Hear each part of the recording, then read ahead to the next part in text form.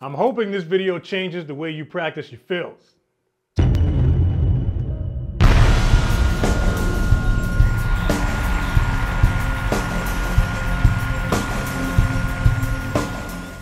So today is another video for all my beginner and intermediate drummers out there.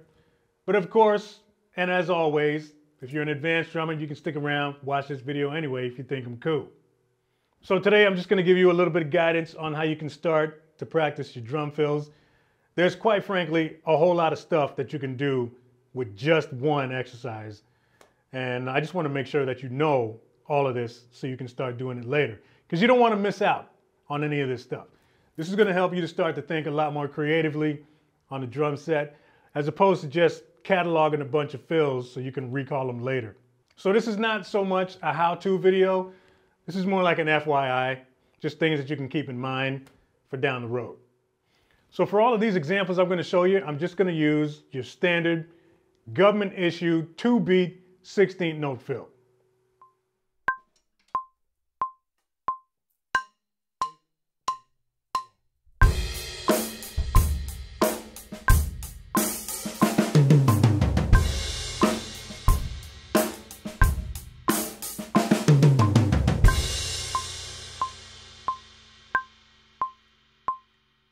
So I'm sure we're all familiar with that very simple fill. It's probably the first one that we've all ever learned when we sat down and started learning how to play. But once you learn that, it doesn't stop there, all right? There's a whole lot of things that you can do with just that one little fill alone. Now you can easily turn this one fill into 100 more fills if you just approach it the right way. So it starts with this. What you're gonna do is, if you're looking at the thing on the page, and you see all the toms and stuff written out for you, take all of that stuff and just erase it. Get it out of your mind, okay? Strip away all of the pictures and stuff. And what I want you to do is just think of the subdivision, okay? It's like looking at a painting and taking all the paint off the canvas.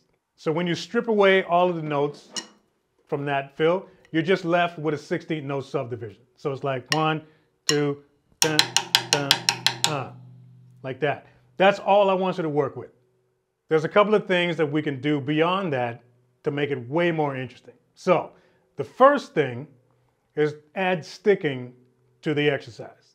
And by sticking, I mean just simply adding doubles to the sticking that you're using to play the fill. So instead of just playing straight singles around the kit, now you're going to start to mess around with incorporating doubles and coming up with some different sticking to play those 16th notes. Now you don't need a book to make this happen. You don't need a PDF or anything like that, okay? All you need to do is just, if you want, grab a sheet of paper and a pen. You got 8 16th notes to work with. Just incorporate a couple of doubles in there and see what you can come up with.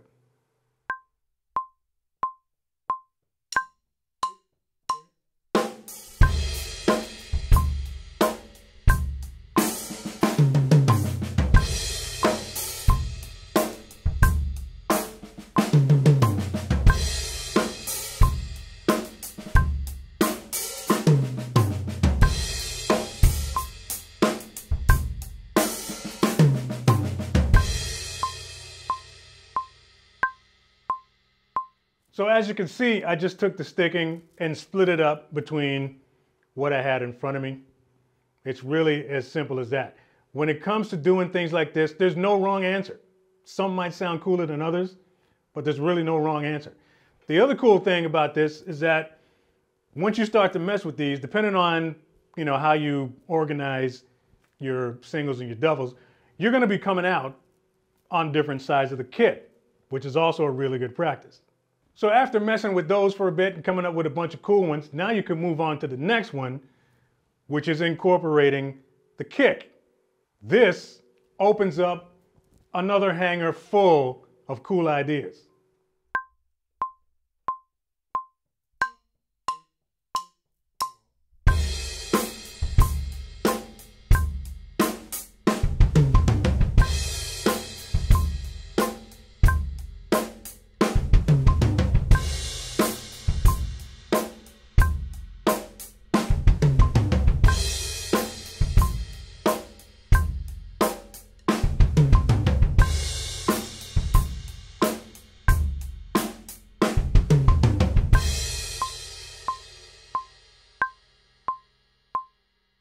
So what else can you do? What about unison strokes? How about hitting 2 drums at the same time? Or maybe a floor tom and the hi-hat. Don't forget to add the hi-hat. This is another voice too that can really add some cool dynamics to your fill.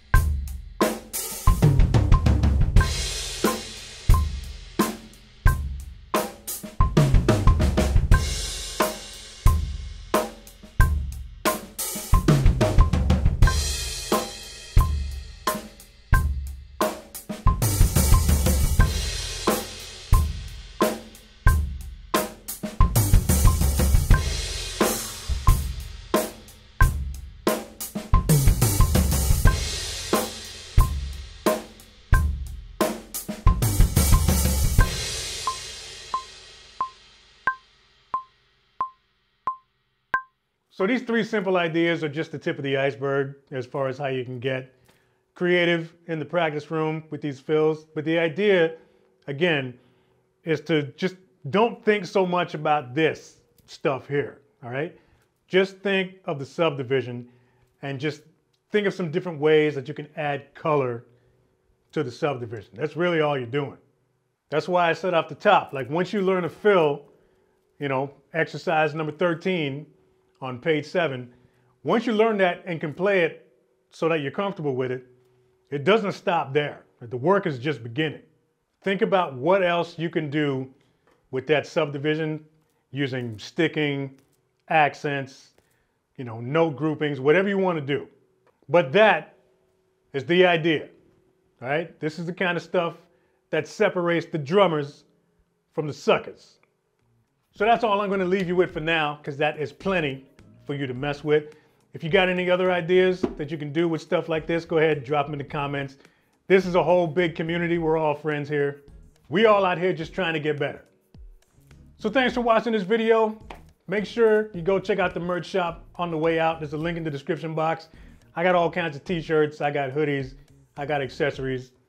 Coolest drum shirts in the game. Make sure you go check them out. Also, I should mention before I leave here, if you've been thinking about getting a Drumeo Edge membership, kind of been on the fence, you're not really too sure, guess what? We're partners, we're homies. There's a link in the description box. Go ahead and click on that. This is a free trial link where you can check it out for 30 days for free. Just click on that link. That'll take you over to my landing page. Boom, boom, 2 clicks, you're in there. You can check out the whole kingdom for 30 days. And I tell you what, there's a whole lot of reasons why you want to be in there right now. So make sure you check that link out as well after you go buy 5 or 6 t-shirts. Thanks for watching this video. Share it if you dig it. Like, subscribe. See you next video.